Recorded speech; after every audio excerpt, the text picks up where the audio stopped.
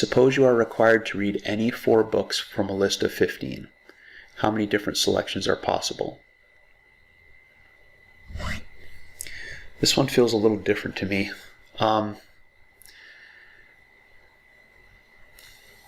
Okay, I think there's ways of thinking of this one that could make it seem like a permutation.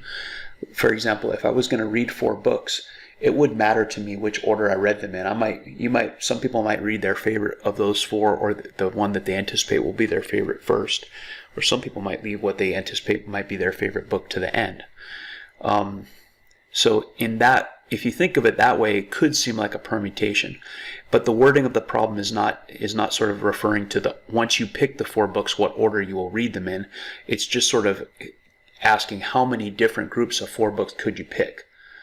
So in that sense, the order wouldn't matter. We're just trying to identify how many different ways could you grab 4 books from those 15 books. And so it's a combination of 15 books, but you're selecting 4 of those 15. So 15 factorial over 15 minus 4 factorial, 4 factorial. This will be the larger 11 factorial, so I'm going to expand 15 factorial until I get to 11 factorial.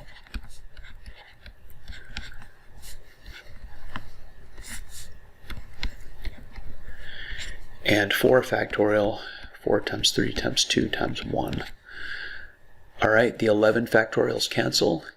4 times 3 is 12. I'll cancel that with the 12.